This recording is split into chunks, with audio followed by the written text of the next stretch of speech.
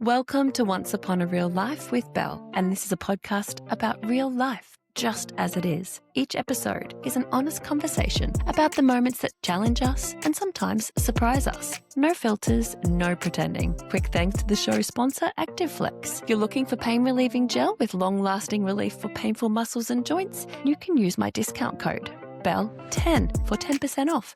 Just visit alphasport.com.au. Let's begin today's episode. Today I'm joined by Kerry Christie. It's a powerful conversation about choosing yourself, setting boundaries after living in a relationship where voice is slowly eroded and the deep self-love it takes to stand firm, especially in the face of parental alienation or DV. Kerry shares her journey of reclaiming her sense of self, learning to trust her instincts again, and holding boundaries when doing so comes at a personal cost. This episode is for anyone learning that self-love is not selfish.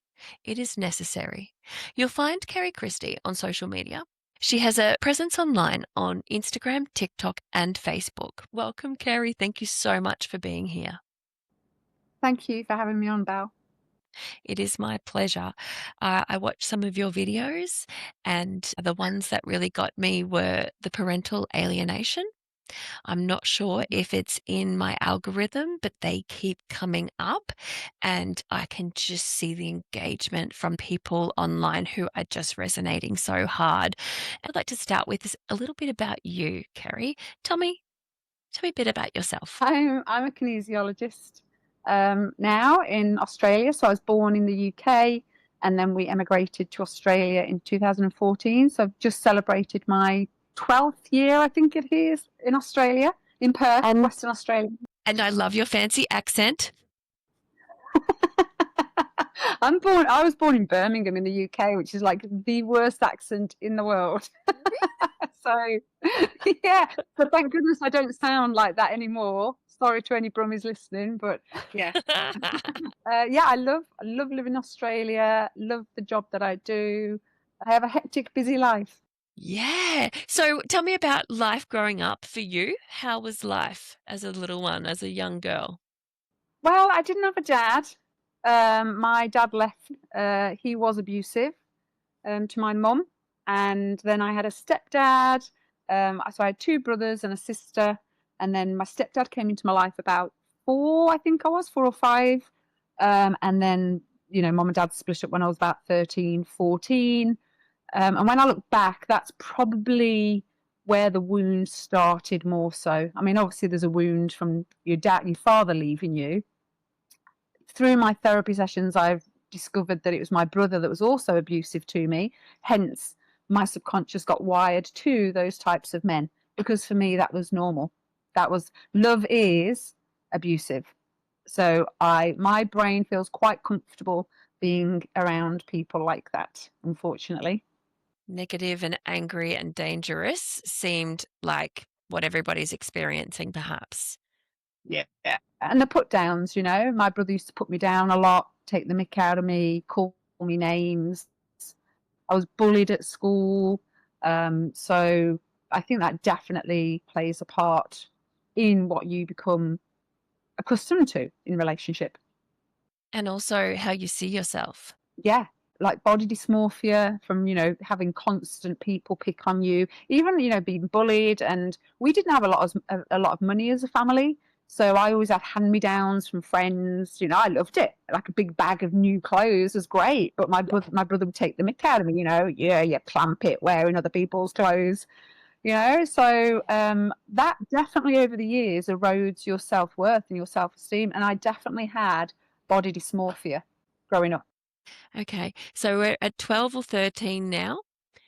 You have a low view of yourself in terms of self-worth. Is that when stepfather moved along?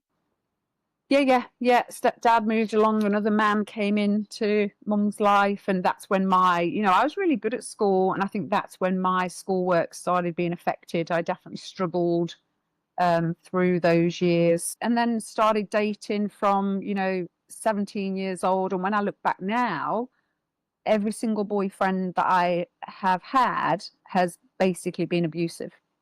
in Love some it. way, shape, or form. I mean, I lived with somebody when I was 17. I left home. My mum kicked me out, left home, lived with him and his parents, and we ended up getting a place together. And I remember literally being swung around by my hair, head bashed off walls, fists down my throat. He locked me in the house one night and went off, and I had to climb out of a window. And then he broke he caught me and he stopped me. And so I wound down my window just a little bit, and he literally pulled the window with his bare hands and shattered my window. So I had to drive back to my mum. So looking back, I have a history of being with those types of people. Choices. Yeah. Choices. And when you went back to mum, how was mum's reaction? Because I'm assuming from what you said earlier, there was DV with mum.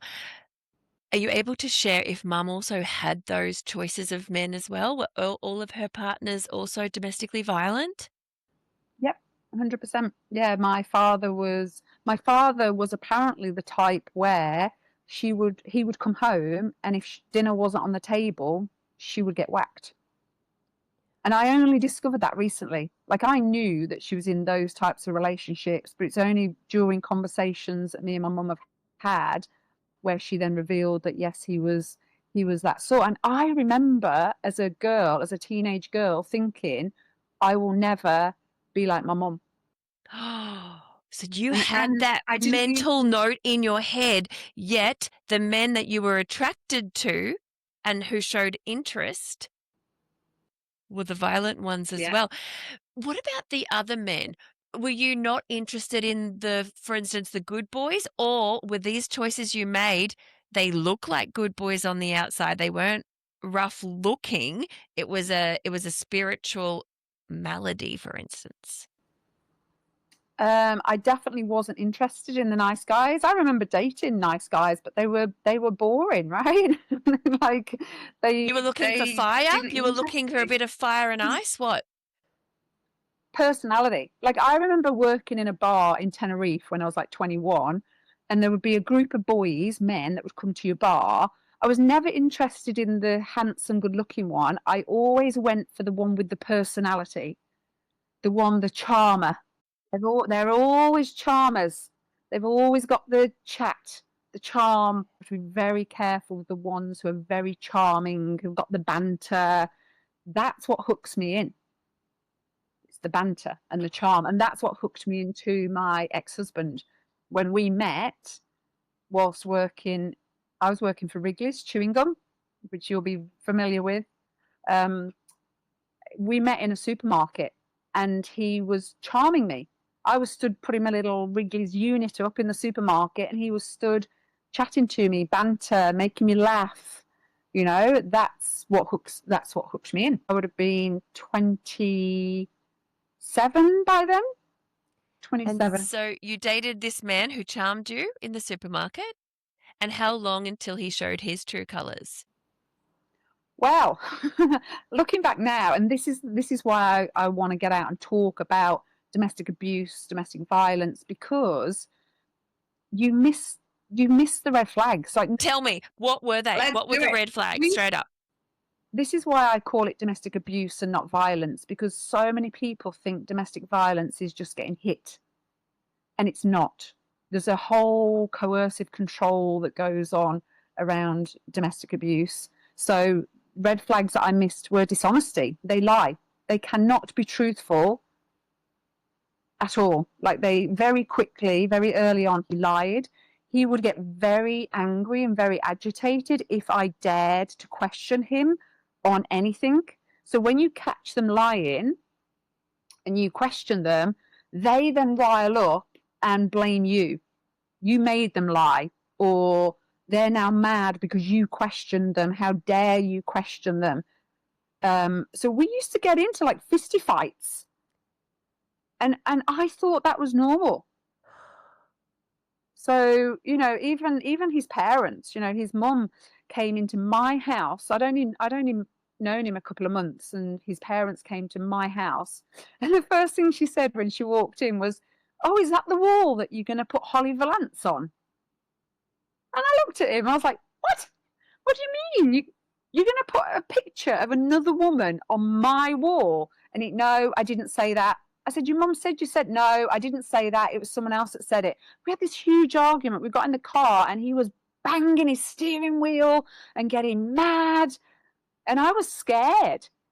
And then his mum blamed me in the restaurant. We all went to this restaurant and I wasn't touching him because I was like so upset.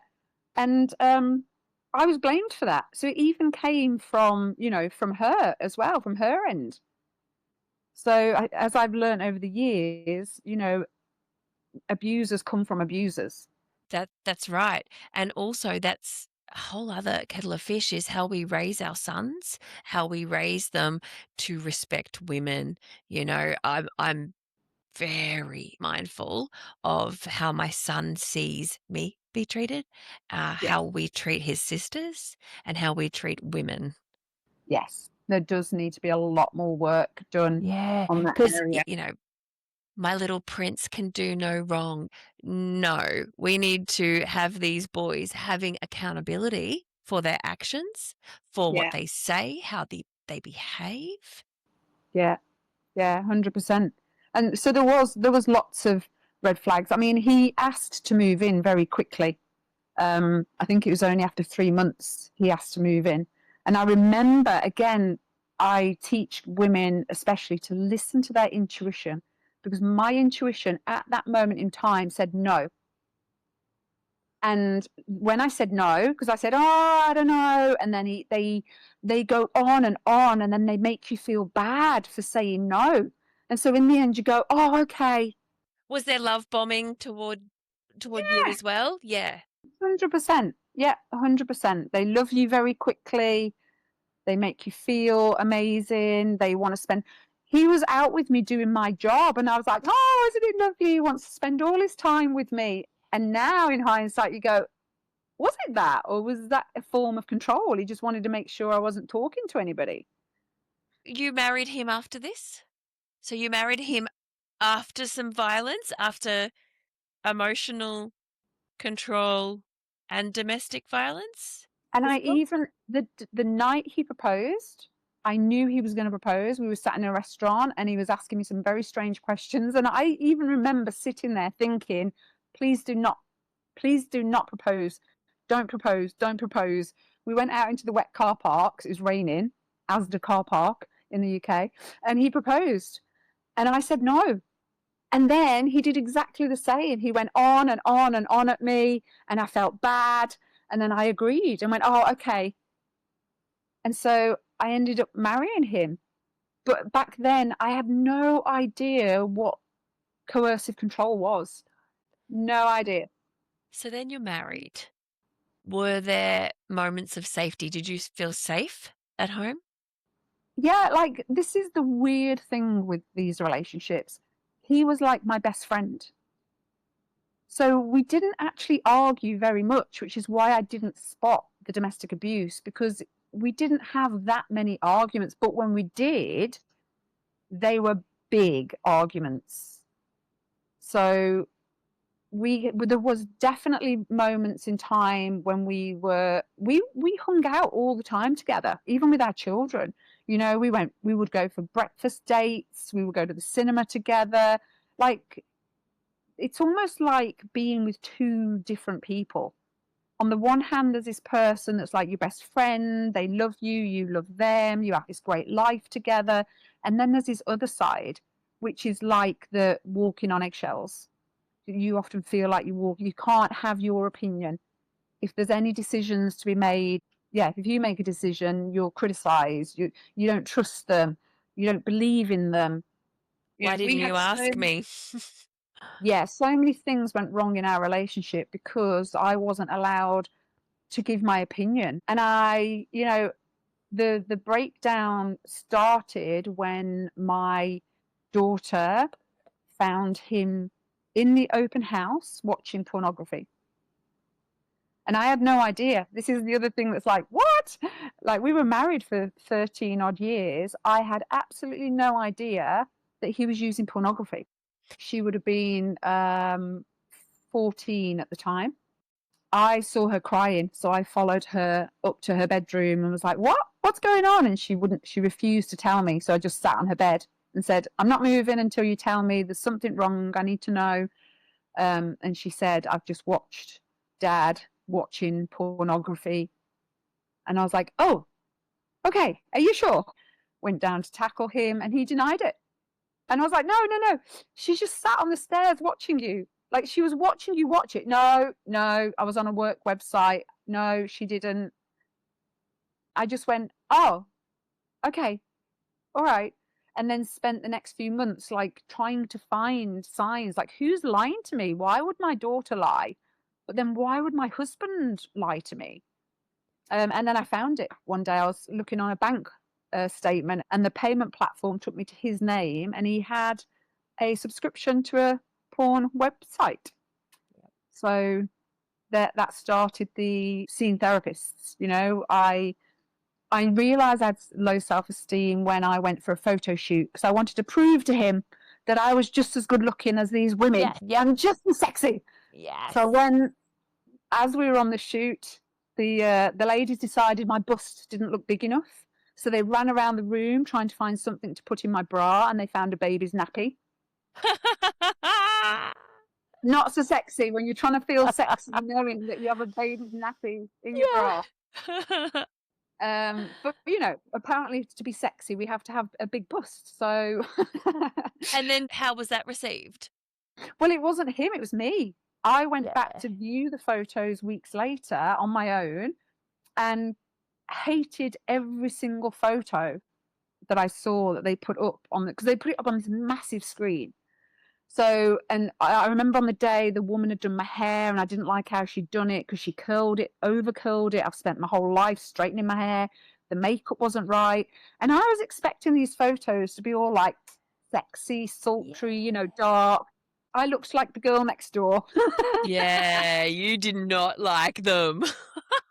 I drove home crying all the way. And then I realized, hang on a minute, I must have low self-esteem because I hated every single photo. I mean, he liked them, you know, but I didn't. And so that put me on my journey of therapy. So he was having therapy anyway to deal with his porn and sex addiction. Yeah. We were having couples therapy, and then I went for therapy too. So did he come to the conclusion that he needs to admit this to you? Did he say, yes, I have a problem? Yeah. And he admitted it in therapy as well. We would come out of therapy sessions and he would give me a hug and cry and apologize. We also went to therapy sessions where the therapist caused an argument between us and then called the end of the session. All right, it's time to go now. And so the argument would continue in the car to the point where he was shouting at me so much I jumped from a moving car. I did that several times just to escape the abuse. Out of a moving car. Yeah, I would open the door and jump. Yeah, just to get away from it. So there's, you know, we went to some good therapists, we went to some bad therapists, but I remember I went to one therapist where we'd been as a couple and then he decided not to go anymore. So I went. She told me to get out of there. She said, Kerry, get out of that relationship. And I was like, what? And she was like, yeah, you need to get out, get your ducks in a row, go home, change the locks on your door and end the relationship. And I drove home talking to my friend on the phone. I was like, I've got to change the locks. Like, no, she's got it wrong. She said to get my ducks in a row. I've got to start saving money. Like, no, I can't. I'm too honest to do that. And she was right. She was right. Did you do it? I should have done that. No, I continued. Even when so one day we were in a cafe and I didn't like bringing things up to him when we were on our own because of the abuse. So we were in a cafe and I thought I'd bring up about the fact he'd been on Facebook because as part of his addiction, he was supposed to come off all forms of social media. So I thought, oh, I'll just bring it up that he's been on there and he's not meant to.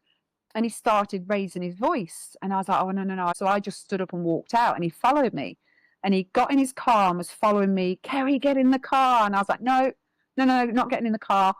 I turned up a side street. The next minute, he'd got out of his car, come up behind me, grabbed my hair and dragged me backwards for a few meters and then lifted me up off my feet.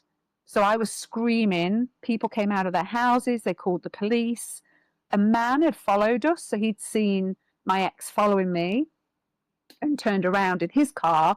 He pulled up and said to the people, I'll take her to safety. I got in the car with that man. So I felt safer getting in a car with a stranger than I did my own husband. And he took me to a friend. I was meant to be meeting a friend, so he took me to see her. And after that, like my ex said, you can't press charges with the police because of our visa situation here in Australia. We just need to get So the this visa. happened in Australia. I missed that part. Yeah, So- all in Australia. Oh, We moved in 2014, and that's when she found him watching porn in 2014. Yeah, in Australia. So I couldn't press charges, so I stayed with him. I stayed for like another 3 years. Or it wasn't like it was every day. He wasn't one of them types where you would get in from work and the dinner wasn't on the table, so you get a whack. It wasn't like that, you see. He would be set off. So if I ever went against a decision, he would question it, say that or if anything went wrong, it was my fault. It was my self-esteem. It was because of my mom. yeah. And so you believe that it's you. You're like, oh, maybe it is me. Maybe it is me with the problem. But then the more you go for therapy, and I also in 2014 started my kinesiology journey. So one of the therapists kept saying kinesiology when I was with her. And so I went home and went, what is kinesiology? Looked at YouTube, saw this woman balance this man. I was like, oh, I want to do that. Where can I do that? Yes. In Perth. The actual college was in Perth. And I was like, that's weird. That's a sign. That's a divine sign. Yeah. Yeah. I always wondered why we came to Perth, because we had no family or friends here. It was always just one of them pools. Got to go to Perth, got to go to Perth. And that was why. So when we were starting the kinesiology course, they did say to us, look, ladies, we just want to warn you, some of your marriages will not last this course. And I remember sitting there going, yeah, my marriage is great. It's fine. Oh, gosh. I'll be great. And yeah, 2 years in, my marriage ended. Your teacher said to the class of kinesiologist students, some of your marriages are not going to last this course. And you said, Yeah, mine and will. I sat Mine there. will. Yep, got a great marriage. But then with kinesiology, you see, you put goals in. So you balance to work out why you're not getting the goal or why you've got the physical pain in your body, whatever. So I was putting in goals. I have good self-esteem. I am in a loving, trusting relationship. And obviously the universe went, well, you're not, Kerry. You're not at all, girl. And then how did the universe show you? How did it show you? His behaviour got worse. Oof. So he was starting to go against important decisions with the children. So like I didn't want my son to stay overnight at a friend's house because I'd never met his parents, didn't even know the family. And the police, one of the things the police advise is if you don't know a child's family, don't let your child stay there. Mm-hmm. So I was like, you can go to the party, but I don't want you to stay overnight. He was only young. And my ex-husband was like, no, you need to stop being controlling. You can do that. I was like, no, that's the advice. And so we would have arguments about that then. And then the crunch came one night. My daughter was out and she wanted to stay overnight at a friend's house with a boy that she just met, and the parents weren't there. And she was only like 16. So I was like, no, you need to come home. I knew she was stressed because she knew what was going on with me and my ex. And I said to him, can you go and get her, please? And he said, no. I said, what do you mean, no? He said, no, you need to stop being controlling. If she wants to stay out, she can. I was like, no, she's not in the right headspace to make this decision. Please go and get her. And again, shouted at me. So I ended up jumping in my car, having a conversation with her. I was crying. So I ended up ringing a domestic violence helpline. Or it might have been like Respect or something like that. I remember pulling over and speaking to somebody, and the next minute they were booking me into a women's refuge because I'd explained what was going on, and they said, right, we've got a place. You'll be sharing a room with another woman. And I just sat when I ended the call. I sat in my car going, what? Is it this bad? Yeah. going to a women's refuge. Like, what? Can you pinpoint to me what you think it was exactly that you said which triggered them to say, you're getting out, Kerry, and we're putting you in a refuge? What was the sentences you strung together? Do you know, to this day, obviously it was very important, but I actually can't remember what I actually said. I think it was probably the control, his anger, his temper. I don't know. I just remember thinking, this is not right. Why? Because I didn't know I was being abused. Yeah. So it didn't seem. It was like, what? I'm going to a refuge, hey? And so did you go? Did you go? Nah. No, I got my courage up and I drove home, and he was asleep on the sofa, and I woke him up and I said, you need to get out. And of course he was like, oh, yeah, no. And I said, no, no, no. They're waiting for me to go to a refuge.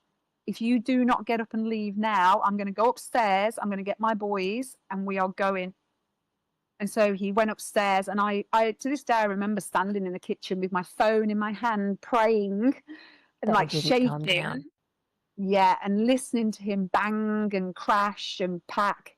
And he finally came down, and as he walked out the door, he said, you won't be able to live without me. And I went, just watch. And he left. But actually, the abuse got worse after he left.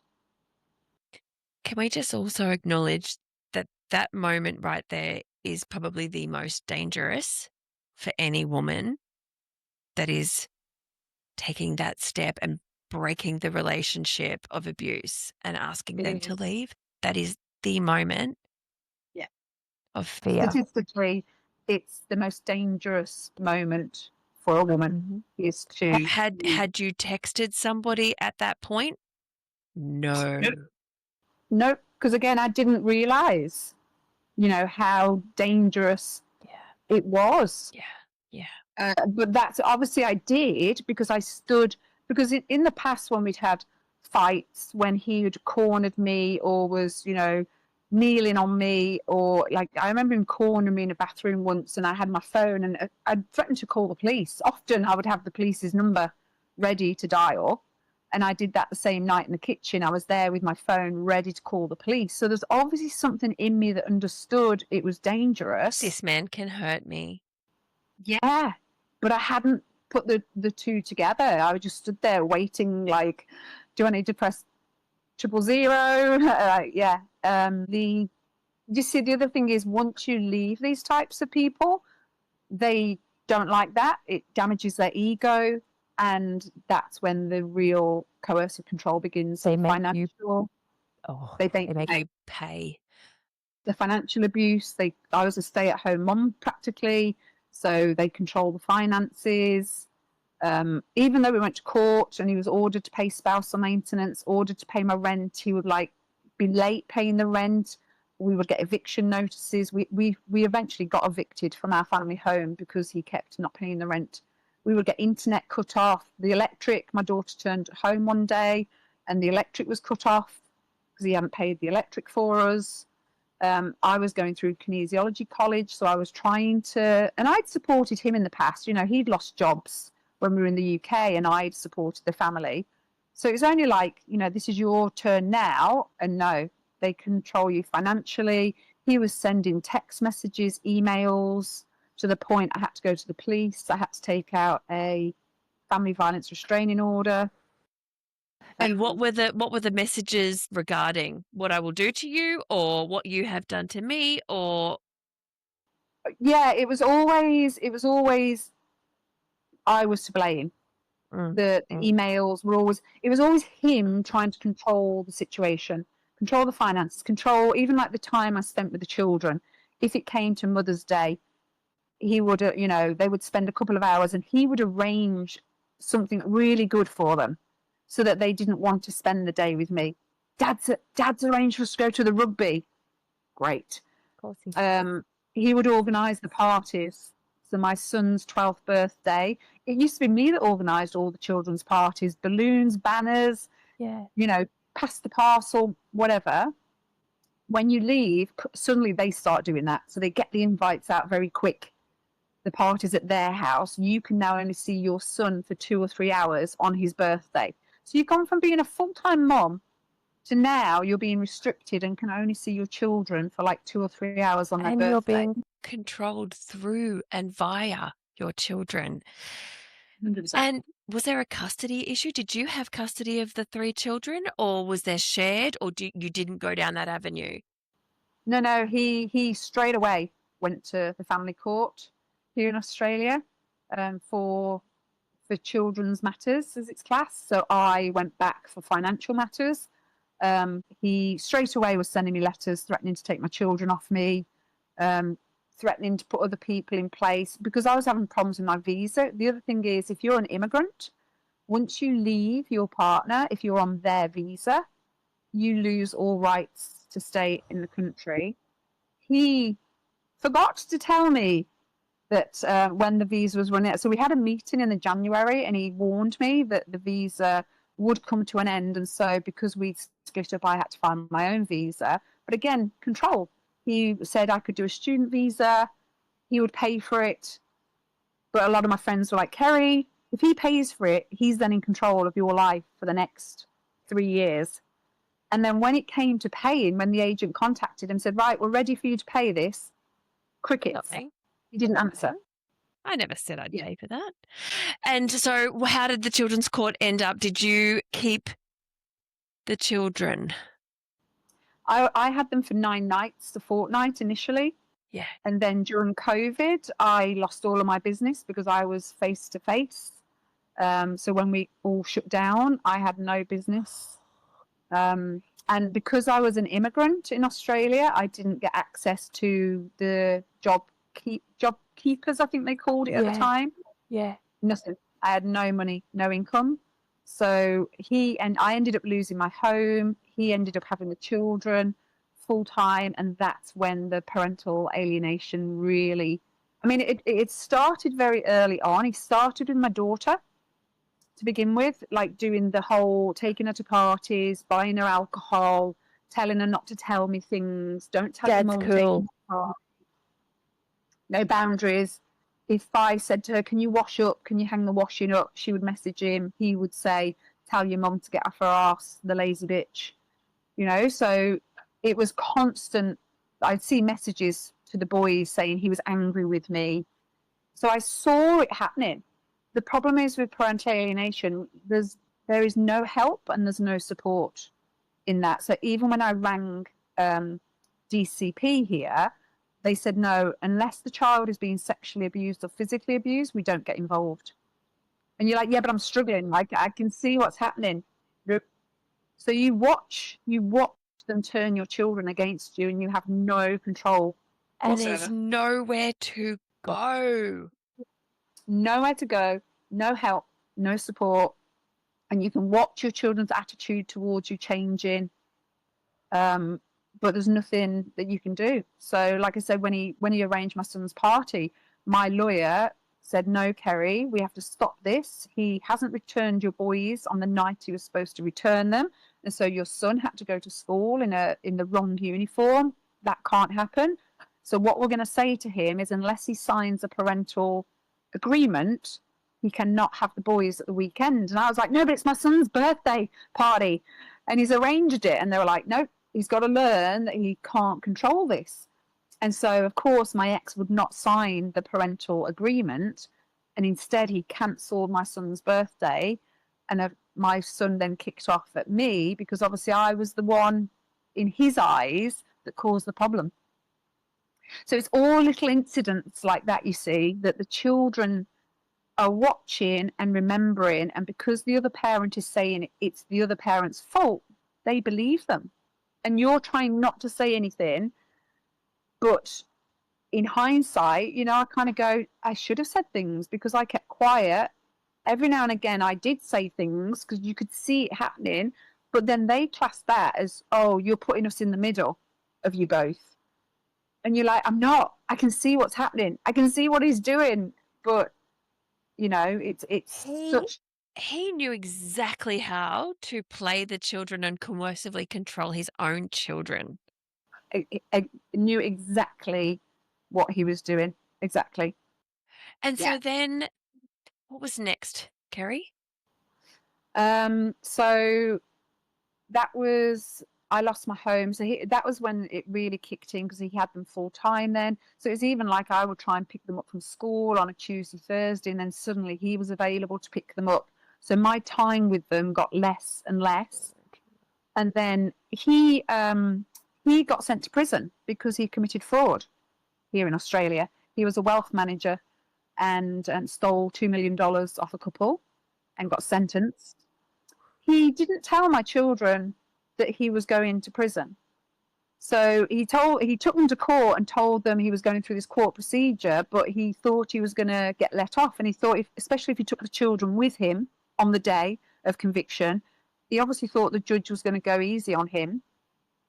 And the judge didn't. He'd already been warned that because it was over $1 million that he stole, he would be facing a prison sentence. So my children at the ages of 12 and 14 watched their father get taken down. And then he hadn't prepared the house, so he just left them. He left my 3 children with a house to get rid of, all of his furniture to sell, a car to sell. And my children were not happy with me. I went to pick them up that night because he'd gone to prison. Do you know he had a court case? Yeah. Oh, yeah. Yeah, I knew. Yeah. I'd been informed. I had people ringing me. I had people in Perth ringing me because he'd stolen money off other people as well. Oh. So, yeah, I was well aware what was going on. But my boys refused to come home with me. They had to be convinced to come back to my home that night. And then while I was asleep during the night, they escaped. They got out the window and went back to his house with my daughter. My daughter was still staying there. So I had this whole battle on my hands of trying to make amends with my boys, even though I hadn't actually done anything. I just tried to be a mom. And so did the 3 of them remain at that home? No, obviously it was a lot for a young girl to cope with, a house on their own and 2 teenage boys. So the plan was just to let them have a couple of weeks there and then integrate back with me. And they did. They came back with me. But when you're in prison, you get money. And he was making phone calls with that money 3 or 4 times a day to my boys. So he was still alienating them. He was still talking about me. I have recordings of the prison phone calls, which I will be releasing at some point, showing exactly what they say to the children to turn them against a parent. And it's terrible. Some of the things he said were terrible. What would be one of the things? Go into your mum's room, go into a Zumba tin, she'll have thousands in there, take the lot. What's she going to do? Put you in prison? It's not that bad. Oh.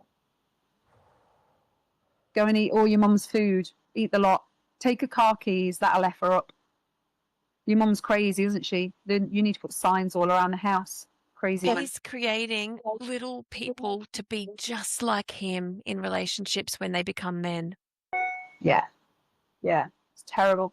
And then, so it got to the point one night, my son had a fight, which wasn't like him at all. He'd broken his leg. He'd been on bed rest on heavy painkillers for 2 weeks. And I woke up one morning and he was gone. This podcast is supported by our friends at ActiveFlex, the Australian pain relieving gel designed for long-lasting relief for painful muscles and joints. Always read the label and follow the directions for use. If your symptoms persist, please seek advice from a healthcare professional. You can shop online at alphasport.com.au and use my special code, BEL10, BEL10. And that's just a little special code for you as a listener of the podcast, using the discount code at alphasport.com.au. Where'd he go? He was on a plane to the UK. My ex's family had arranged to pick him up overnight, and they'd put him on a plane with a broken leg to the UK. I didn't know. He was just gone. And I rang the police. Like, again, I knew intuitively. I rang the police straight away and they said, okay, we'll start investigating. And then I spoke to my daughter and she said, no, he's at a friend's house. And I was like, oh, okay. So I rang the police back and said, oh, it's at a friend's house. And they were like, yeah, but if you cited him, Kerry. And I said, no, but apparently he's at a friend's house. It's fine. And then later on that evening, a neighbour came round that knew my boys, and my oldest boy had messaged him to say, can you go and tell Mum that I'm on a plane to the UK? How old? 16. Is he still in the UK? He is, but he's now moved out. He's had the same treatment, so he's had to move out now. The problem is they've got their life set up there now, you see.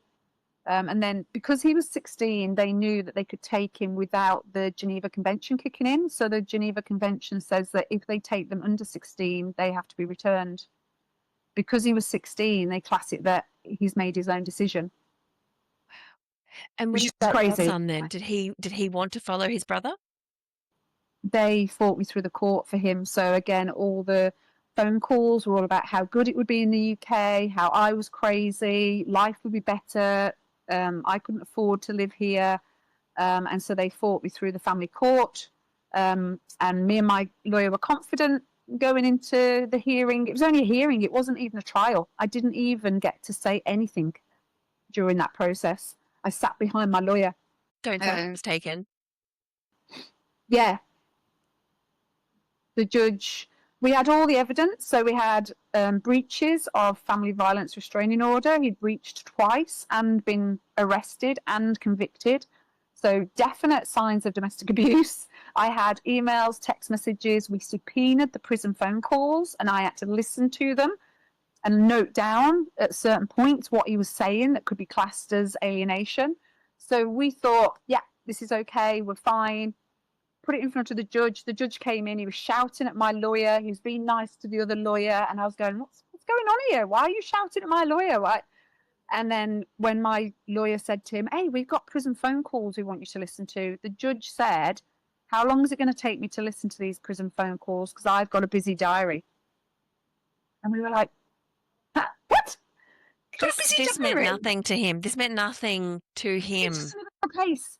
Just to me, they were going to remove my child from me. And they did? It was just a busy day. Yeah, he came back and said that I'd made the phone calls look a certain way. No, I wrote word for word what was said. He said there was no evidence, and he lifted the flight ban at 10 a.m. At 10 p.m., he was on a flight. How old was he? 14. Oh, Kerry. I had no idea that was going to be your outcome from that court case. Zero idea why a mother who has zero history of abuse or neglect, nothing but domestic violence from her partner who is in jail, and she loses custody of her child. Yeah. Makes absolutely no sense. Like, no. And to the point, they wouldn't even let me drive my son to the airport. Friends of my ex came and picked him up, and I had to drive myself. Well, I didn't. Someone drove me, but I had to go down to the airport separately. But we spent the whole day together. This is what is like ridiculous. Me and my son and my daughter went and played golf that day. I've got videos of us all laughing. We went for a coffee. We had dinner. We went to the airport. We sat and ate. No, like nothing. No abuse. And then he got on the plane, unchaperoned, 14 years old, on a flight from Australia to the UK with no chaperone. He had to get off at Dubai and get to the gate himself. And he messaged me, Mom, I've made it to the gate. I was like, okay, good. Stay there. Like, make sure you get on the plane. And then as soon as he got to the UK, communication was cut. I never had any communication after that for about a year. And then he started messaging me. And then we started building our relationship back, FaceTiming. It was beautiful. And as soon as my ex-husband managed to get transferred from Australia to the UK in prison. In prison? Yeah. That was his plan. His plan was get the boys to the UK, use that as an excuse to be transferred, get out of prison early, because in the UK it doesn't carry a prison sentence, this crime. Oh, the failures did it. upon the failures, Kerry. This is what I want people to understand, how So manipulative. So manipulative. Tell me your But he did daughter's it. not in the UK. No, she's in Australia, but we're estranged because of the whole situation. I Can't would get her. love to know what, in her little mind, when she was young, what she would have seen, what she would have understood as a child, then a teenager, then witnessing what happened with your sons. What part of that does she see as your fault? That's the part I don't understand. Nobody's perfect. So let's say you lost your mind. Let's just hypothetically, you lost your mind a few times and you might have lashed out. I know I would have. I'm putting words in your mouth. You may not have as well. Yeah. But they're not deal breakers. There's a thing called I know. grace, giving people I know grace. what I know what the deal. Yeah, I know what the deal breaker was. It was so I was with another man. So my ex is not my daughter's father, which is the other crazy thing. He managed to turn a girl against her own mother, and he wasn't the father. So I split up with her father, and he did exactly the same to me. So he was abusing me once I left. And we had to go through the whole court process, and the judge saw that he was being a little bit crazy, and he said, look, we need to stop you seeing your daughter at the moment until you've had some therapy, done some work, you can send her cards, gifts. But for now, we just need to cut the contact until you're stable. And he stepped out of her life. He sent a letter to my lawyer saying, don't want anything to do with her. I wash my hands of her. I'm left with a 3-4-year-old who I now have to explain to, Dad's gone.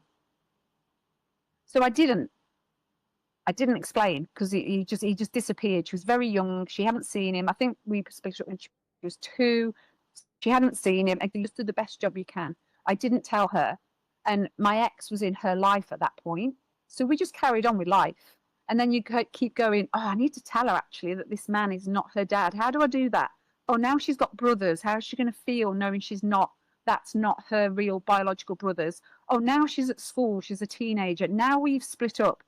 So life goes on, and you haven't told this girl the truth. Was it about trust, or was it about that she missed out on a relationship with her biological father? I didn't have a relationship with my biological father, and I know the effect that had on me. So I kind of wanted to protect her from that. I knew I had low self-esteem, low self-worth. I wanted her to be different to me. And she did. Because this man was in her life, she did, as I saw it, have good self-worth, good self-esteem, because we had a stable family unit. But then my ex used that to his advantage. So when we split up, he said, we need to tell her. And I said, that's fine, we do need to tell her, but can we just, she's in the last year of school here in Australia. She's just about to do exams. Now is not the time. Let's get her through this period. Then I will tell her. When you were together in the early days when she was little, whose idea was it not to tell her? Reminding you of the relationship you had where you didn't realize you were being coerced and abused. Is it possible that that was part of the control, that he didn't, was that ever a threat? I will tell her.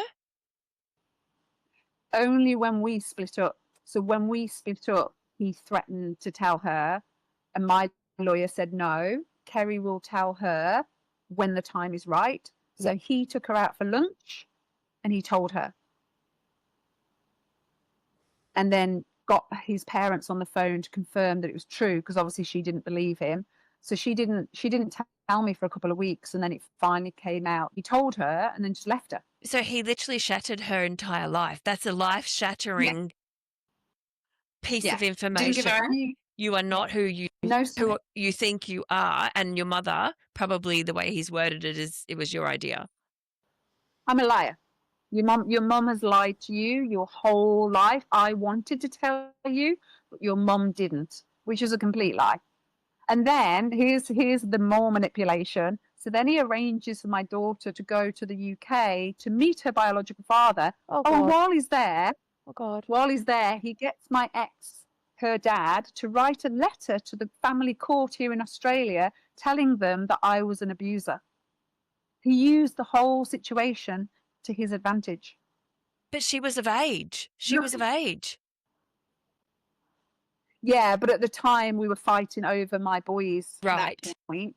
Right. And so he then used that to write a letter. He actually got my ex to write a letter to the family court saying Kerry were committed domestic abuse. Luckily for me, I'd kept the file.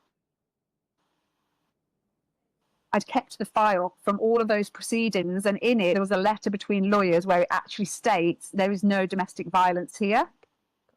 But he didn't know. Well, he did know I had that file because he tried to pinch it. He went in my house. He accessed my house with a PA, and the PA rang me crying one night. I was like, Kerry, I'm so sorry. We went in your house. And I was like, how did you get in my house? She was like, oh, the door was left open. I was like, okay. She said, I've got a file. I said, what do you mean you've got a file? She went, I've got a file that your ex asked me to keep, but I want to get it back to you. Do you know what the file was? Yeah. He took the file so that I couldn't prove my innocence. Wow. Yeah. God bless women. See how For twisted loving this is? women. Do you see how Women are manipulative? just incredible. We are incredible boosters and protectors of one another. Thank God for her. Yeah. So, Yeah. have you had any conversations? Have you had any communication with your daughter? Yes, I've tried. I've asked her to go to therapy with me. I want to go, and I've said I'm happy to sit and listen to whatever it is I've done or what it is. But she refuses. She says maybe one day in the future. If she listens to this episode, I just want her to hear you say, scream at me, yell at me, I will just take it. I will take any of this from you because like I said, her heart would have just been shattered this day. Being in a room with you, with a therapist, just say anything you want to me. I will take it. Just please listen. Please. I'm reading this book and it's about grace and being able to give somebody grace. Everybody fucks up. Everybody on the planet, nobody is perfect. All right. But to have grace, you need to first have empathy. Empathy is understanding somebody else's feelings. You have to have self-reflection. You have to look at yourself and be able to say, maybe that wasn't the right decision. Gee, I wish I didn't do that, and be able to own it. Third is wisdom. Wisdom comes from learning. So what has she learned? She hasn't learned the right things about a relationship in her whole entire life. The only way she can do that is to educate herself on what a woman is going through when she's in a domestic violence relationship. So we've got to be able to give grace, which is what I implore her to give you. I implore your daughter and your sons to give you grace. First, they need empathy, self-reflection. Then they need definitely education on what it is like, wisdom, and then you should be able to give grace. I always try. Obviously, when you're angry, grace is really difficult, a position to have or to give, but I always try and ultimately end there. I tell you, if she could just open her heart to what you went through, what your life was from the moment little Kerry was born, throughout the relationships that you have endured, to losing all three of those beautiful children that you carried inside you. You breastfed, you bottle fed, you nurtured, you took to school, you took care of them until the love of your life was removed for dangerous reasons, coercive control reasons, domestic violence reasons. He grabbed your hair. Please, daughter and sons, hear this. These aren't words. This was the life your mother lived. Grace. I am just hoping that every woman on the planet, every man can learn what it is to not judge somebody, not hold anger in your heart. It's so easy to hate somebody. It's so easy, but at the same time, look how much energy it takes to hate when all you need to do is have those 4 things that I said.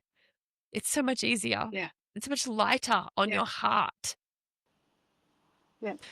Kerry, tell me how you came to self-acceptance and self-love, please. Please give me a happy story at the end of this for you. You're in your kinesiology class. You go and become a kinesiologist. COVID absolutely Fs you up financially, the children, the marriage. It's all exploded all over the walls. Do you Now want to what? hear one worse than that as well? Yeah. I got my work rights taken off. So now you can't earn money in this country. No, you can't earn any money in this country that allowed your children to be removed, allowed this through the courts. Yeah. Now, sorry, you can't earn. Does this sound like they wanted you to get out of this country? Yeah.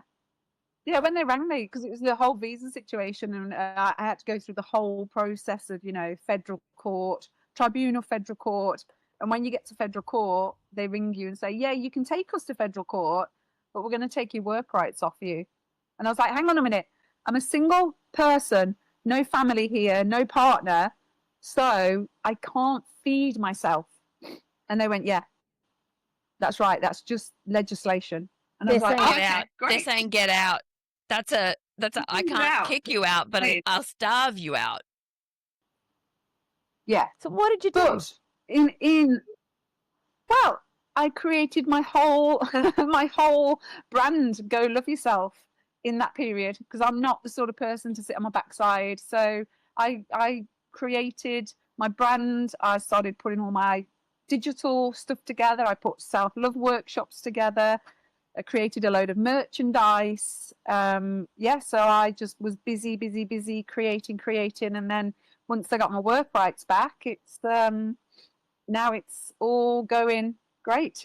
I've got a whole brand now where I teach people, especially women, to love themselves, because it is the pinnacle of everything. If you love yourself, you have boundaries, you have self-worth, you have self-respect, you have self-awareness. You are willing to walk away from people that aren't good for you. Hurt you and bring you down and bring you nothing, or maybe sometimes joy. You're saying there was joy, but ultimately they did not have your best interest in mind. It was all narcissistic. It was all on their terms. Yeah. I created a whole business around, it's called Rising Lotus, where we went out and helped women as well from domestically abusive relationships. So we taught them about finances, about the family court. I helped women to get jobs. I would talk to them on the phone for hours. So there's lots of good has come from this, even though there's also been lots of bad. You know what? You've got to walk it to be able to talk it. You've got to be able to say, this happened to me. Can you tell me how do you self-love? For somebody who's listening now and they think that their self-view, the way that they view themselves is not positive, how can they begin to self-love? It definitely comes from the mirror work, from catching what you're saying when you look in the mirror. Because a lot of us women were heavily marketed to, as to how we should look, how we should present to the world. So it all comes from listening to what the self-talk is.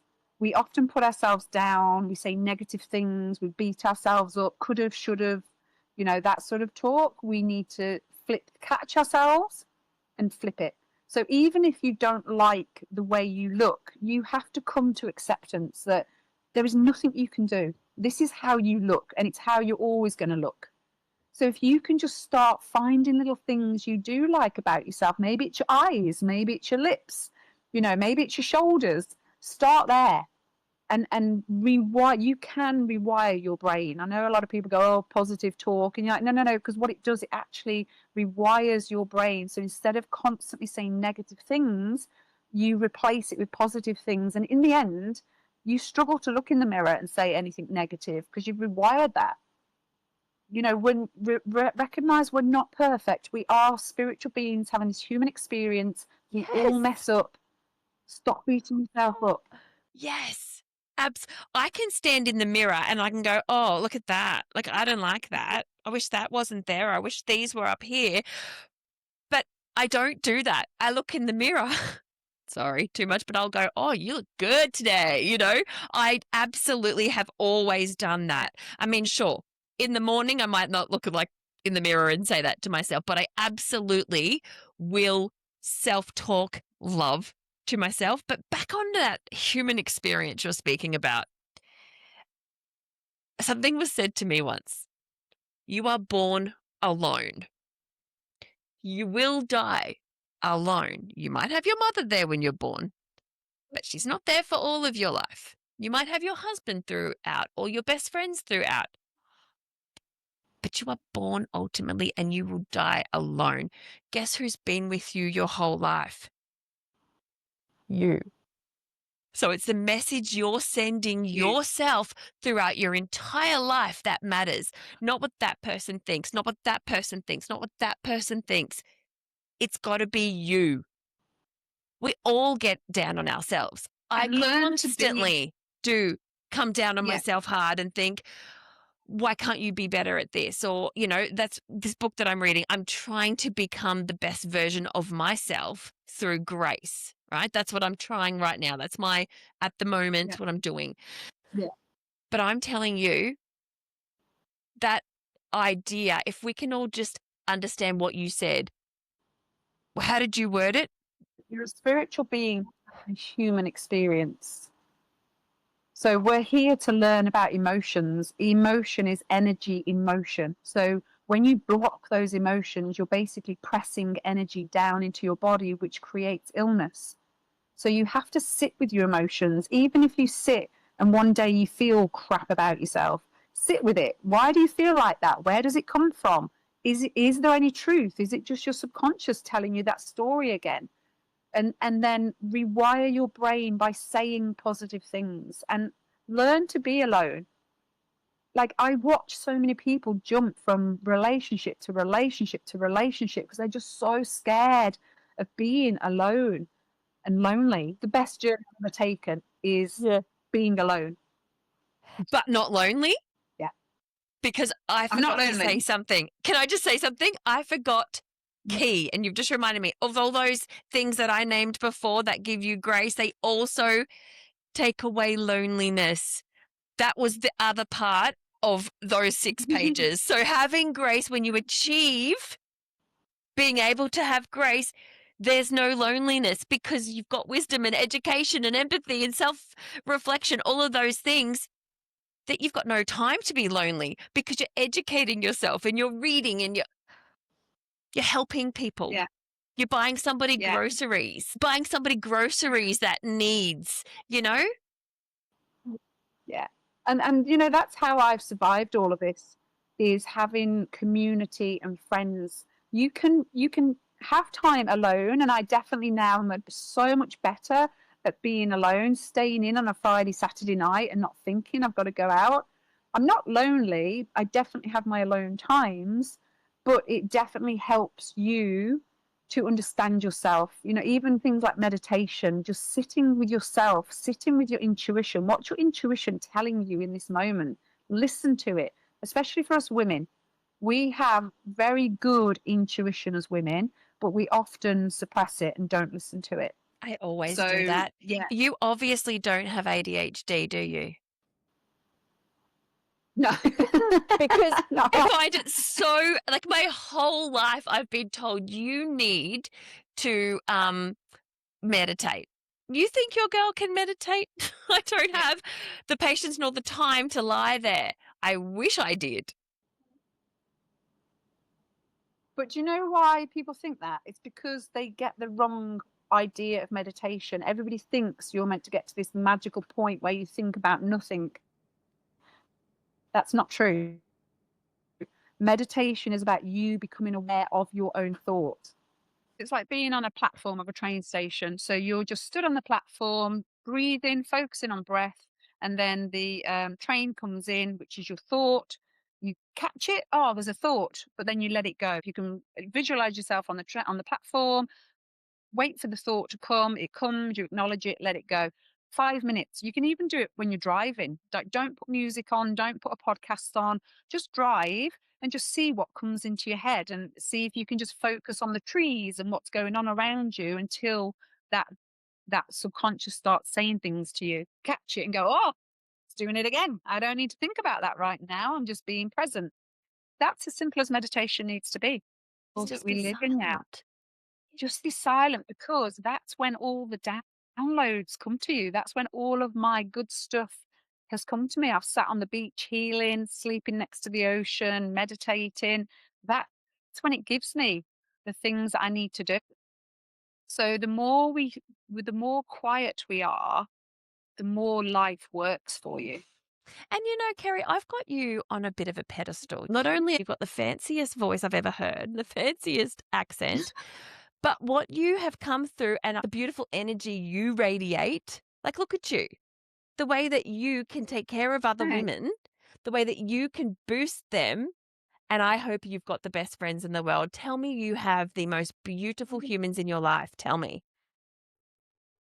There was a monk years ago, and I can't find him anymore. There was a monk on YouTube that said, to work out how rich you are in life, get into trouble and see who comes running. And I always say, well, I must be a millionaire then, because I have the most beautiful friend. I would not be here was it not for my friends and community, because there has been times when I've been very low, very dark. I have Yeah. not wanted to be here anymore. Yep. I've planned it.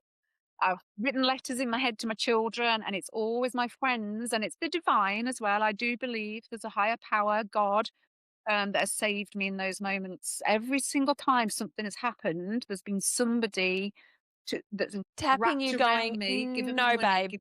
No. Oh, We got you. It's like we've got you. And so my community are incredible. That I'm very, very blessed here in Australia. They're like family now for me. that's what I wanted to hear. And my very last piece that I was going to say to you is going back to the spiritual experience, human body, Yeah, your exes, that was their experience. I hope they've learned. I hope they've grown. Your children, that has been their experience, but their experience is still going. And there's so much time right now for them to try and have the grace to reach out to their beautiful mother who I'm looking at with yeah. awe. I'm looking at you on a pedestal and I want them to see you as I see you and as your friends see you, even though they have been coercively controlled. And I'm so sorry that they were. I'm so sorry that they were, and they were. Yeah, me too. It's heartbreaking as a mom because, like you said earlier, you carry these babies in your womb. You give birth to them. I always wanted to be a mom. I Me loved too. being a mom. I loved every minute. Yes. Yes. So, alienation isn't yet fully recognised in the court system, Oh, and as you after may have speaking seen to on you, it my needs to be. post, There are so many women who are reaching out to you and saying, and like I said, the yeah, algorithm is showing me this. This is reality for so many families. I'm blown away by the amount of comments and messages I've received. I think that one video is on like 170,000 views. And I am constantly getting messages from women in particular saying, me too, this happened to me, this is my story. So we definitely have some work to do in that system We because have work to do to it's the children that are support suffering. you. Yeah, and support the children. They were Yeah. completely mindful. Yeah. Yeah. 100%. We should be wrapping around families in these moments. We should not Right, be putting them with a judge, a magistrate, right. because the judge and the magistrates aren't even trained.